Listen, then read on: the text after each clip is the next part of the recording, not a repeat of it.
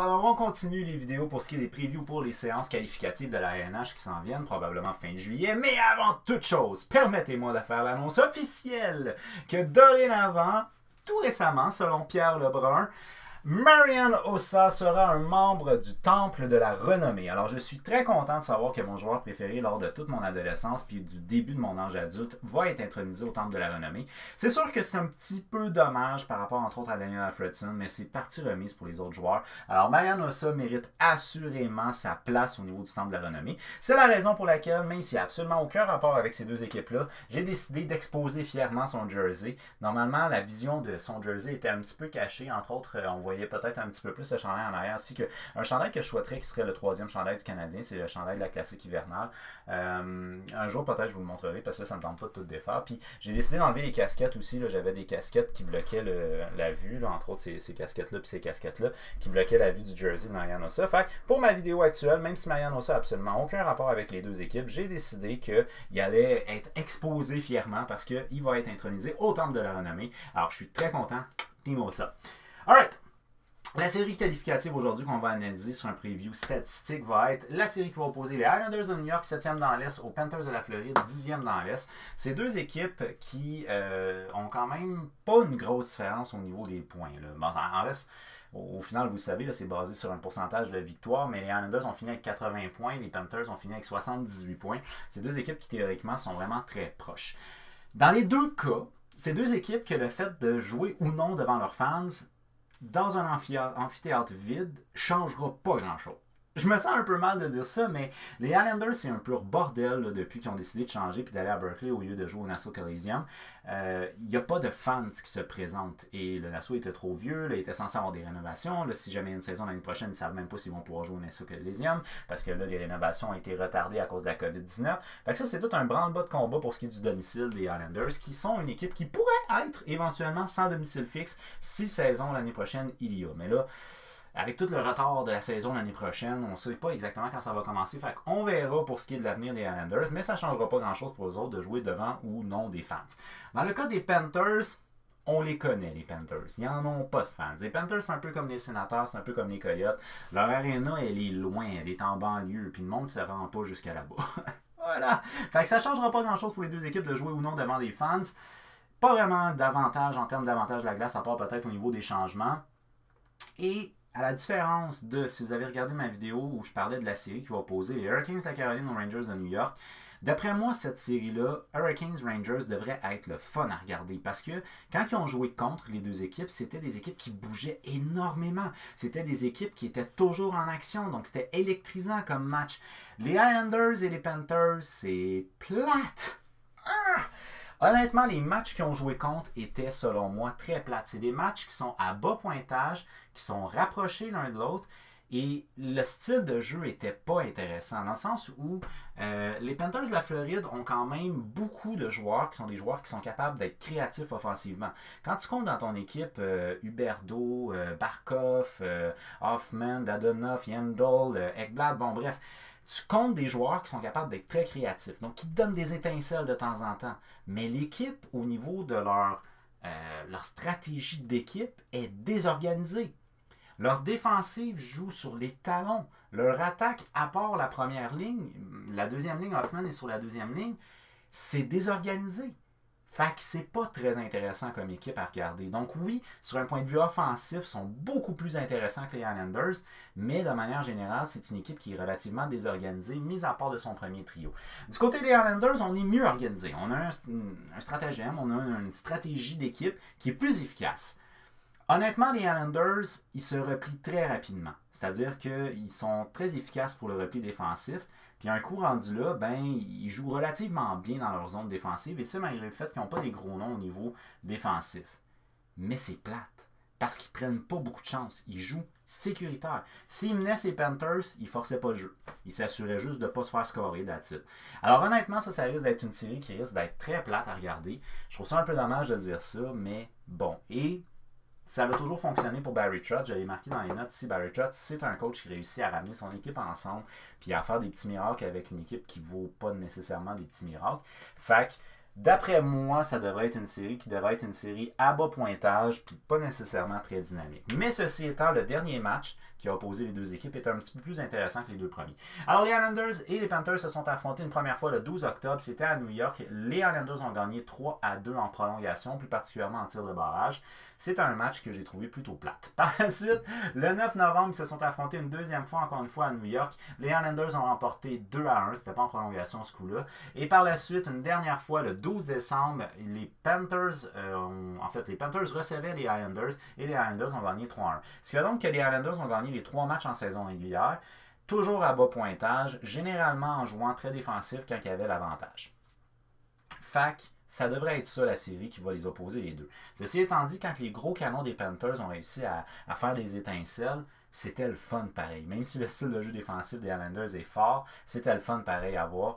Mais ça risque d'être une... En tout cas, anyways. Donc, bref, c'est à ça que ça va ressembler. Les Islanders cette année, 68 matchs, 35 victoires, 23 défaites, 10 défaites en prolongation pour un total de 80 points.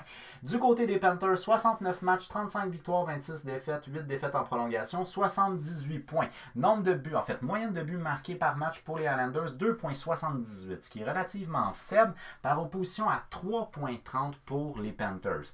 À 3,30, les Panthers sont la 6e équipe la plus productive sur un point de vue offensif de tout la LNH. Il faut mentionner aussi que les Panthers, en termes de moyenne de tir par match, ils ont 32,7, ce qui fait de eux la 7e équipe qui tire le plus de la LNH, par opposition aux Islanders qui, eux, en moyenne de tir par match, ils ont 29,6, ce qui fait de eux la 28e équipe en termes de nombre de tirs par match. Fait que l'attaque des Panthers, en termes de buts marqués par match, ils sont 6e et en termes de tirs par match, ils sont 7e versus l'attaque des Islanders en termes de buts marqués 2,78, sont au milieu de peloton, puis 28e pour le nombre de tirs par match.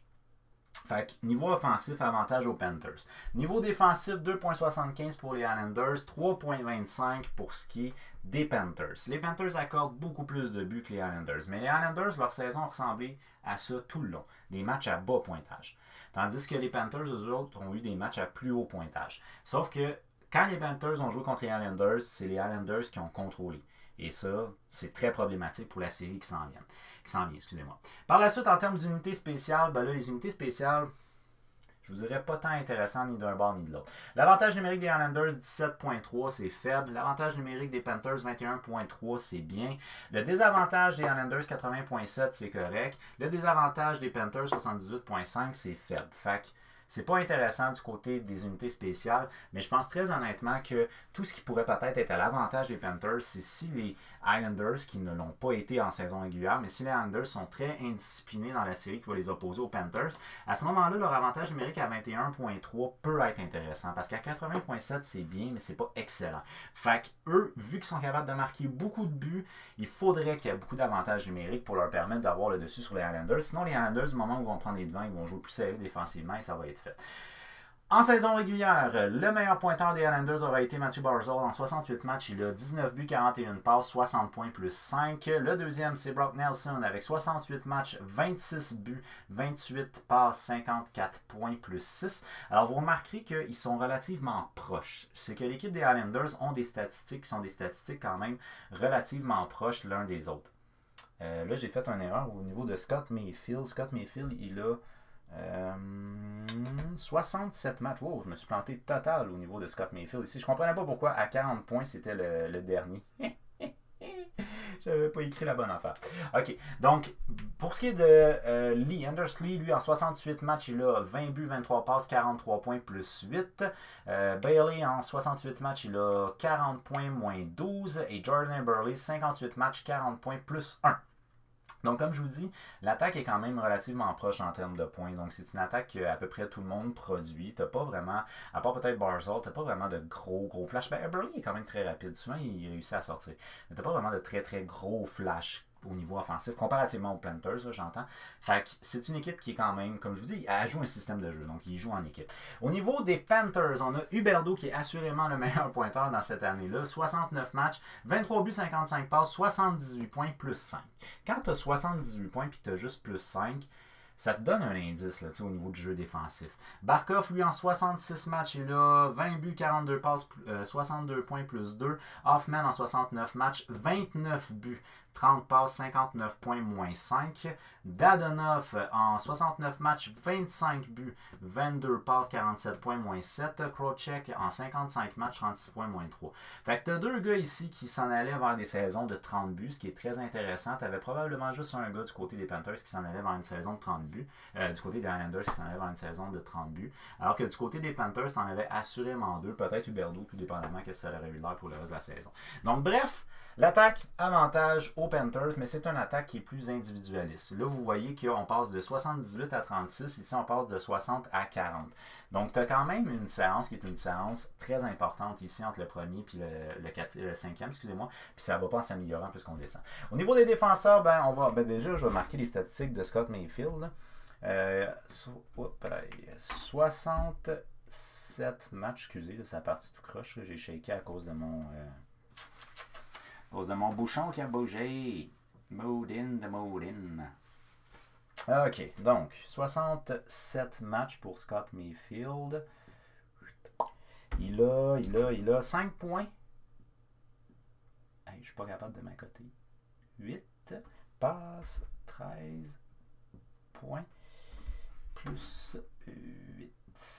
Bon, OK. Donc, au niveau des Islanders, les défenseurs, on a Roman Polak qui, en 68 matchs, il a 10 buts, 25 passes, 35 points, plus 8. Après ça, Devon Taves, en 68 matchs, il a 6 buts, 22 passes, 28 points, plus 1. Nick Lady, en 60 matchs, il a 21 points, moins 1. Et finalement, Scott Mayfield, qui, en 67 matchs, il a 13 points, plus 8. Alors, ce que je dois mentionner, c'est que c'est une défensive qui joue de manière organisée et que les attaquants sont responsables aussi au niveau du style de jeu défensif. Il se replie très rapidement. Ce qui fait que ça n'a pas nécessairement des points très hauts. Pourquoi? Parce qu'on n'utilise pas beaucoup les défenseurs au niveau de l'attaque, au niveau des Islanders de New York. C'est un petit peu différent pour ce qui est de certains défenseurs des Panthers. Au niveau des Panthers, on a Keith Yandel en 69 matchs. Il a 5 buts, 40 points, 40 passes, 45 points, 0. Yandel, pour moi, ça a toujours été... Je le qualifie comme étant un atome quand il jouait avec les Coyotes à l'époque. Parce que c'est un gars qui n'a pas vraiment de position. Il commence la game, il est défenseur, mais il se ramasse très souvent en attaque. Fait qu'il joue un peu n'importe quelle position, à gauche, à droite, des fois en avant, des fois en arrière. Bon, alors... Keith Yandel, meilleur au niveau offensif, en 69 matchs, 45 points. Aaron Ekblad, 67 matchs, 41 points, plus 12. C'est assurément le meilleur joueur, selon moi, au niveau de la ligne bleue des Panthers de la Floride. À plus 12, il est et de loin celui qui a le différentiel plus-moins le plus élevé de l'organisation des Panthers. Ensuite de ça, on a Sean Madison qui, en 59 matchs, il a 20 points, moins 1. Et finalement, Anton Strandman, en 69 matchs, il a 19 points, moins 6. Alors, même si sur un point de vue de statistique offensive, on va donner l'avantage aux Panthers de la Floride, au niveau du style de jeu défensif, l'avantage va clairement aux Islanders et ça va transparaître surtout dans les statistiques des gardiens. Semyon Varlamov qui en 45 matchs une moyenne de 2.62, 914 et Tomáš Grech 31 matchs, 2.74, 913. Ça, là, juste les statistiques des gardiens révèlent que Barry Trotz, sa stratégie a fonctionné à 100%. D'entrée de jeu, quand ils ont signé Varlamov, il avait dit à Varlamov, ça va être un tandem de gardiens. Tu ne seras pas un gardien but partant, mais tu ne seras pas non plus un gardien but qui va goaler juste 10, 12 ou 20 games. Donc, il savait qu'il allait se partager la tâche avec Tomáš Grech. Et le style de jeu a permis à ces deux gardiens de but-là d'avoir des statistiques qui sont intéressantes. Autant au niveau de la moyenne que surtout au niveau du pourcentage, 914-913, c'est que les tirs viennent beaucoup de l'extérieur de l'enclave.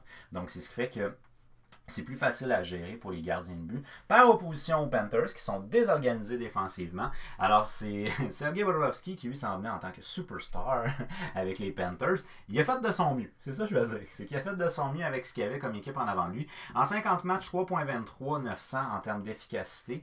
On avait Samuel Montembeault qui était là aussi au début de la saison avec lui. Montembeault, ça a été difficile. Il a été redescendu dans la Ligue américaine. En fin de saison, Montembeault, en fin de saison, on ne savait pas que ça allait être la fin de saison, mais dans les derniers matchs, Montembeault avait été remonté dans la LNH parce que Bobrovsky était blessé.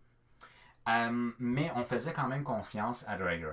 Drager, lui, en 12 matchs, 2.05, 938. Là, je ne me rappelle pas Montembeault, je pense qu'il était à 880 ou quelque chose dans le même en termes d'efficacité. Alors, Drager, en fin de saison, il a donné confiance à l'organisation. Puis, il était plus performant défensivement en fin de saison qu'il l'était en début de saison. En fait, pour le 3/4 de la saison. Fait que, est-ce que là, si on va en phase qualificative, est-ce que les Panthers vont opter pour y aller avec Drager, que ça allait peut-être mieux vers la fin de la saison? Est-ce qu'ils vont opter d'y aller avec le gardien qui était le gardien de but de confiance en début de saison, Bobrovsky? Je ne sais pas exactement qu'est-ce qu'ils vont choisir. Assurément, Bobrovsky a beaucoup plus d'expérience que Drager va en avoir. Fait que je ne sais pas concrètement vers quoi ils vont aller. Du côté des Islanders, ils vont probablement faire confiance à Semyon Varlamov, mais encore là, les Islanders, Barry Trotz n'est pas gêné d'utiliser n'importe quel de ces deux gardiens. Fait que ça, il ne faudrait pas être surpris si jamais dans un 3 de 5, on peut voir les deux gardiens de but du côté des Islanders. Tandis que du côté des Panthers, ben, peut-être qu'on les verrait les deux, tout dépendamment. S'ils optent pour y aller avec la fin de saison, on va opter pour Drager. Puis à ce moment-là, on va essayer de y donner probablement tous les matchs, à moins qu'ils perdent leurs 2 premiers matchs. Là. Mais sinon, ben, si on y va pour plus l'expérience puis le star, mettons, ce serait Bobrovsky. Fait que je ne sais pas concrètement pour qui les Panthers vont opter en termes de gardien. Si moi j'étais les Islanders, j'irais probablement avec Varlamov, puis du côté des Panthers avec Drager. Mais probablement que Bobrovsky m'en voudrait beaucoup si je faisais ça. Fait que je sais pas qu'est-ce qu'on va choisir. Alors c'est de ça que ça a l'air pour ce qui est du preview des deux équipes.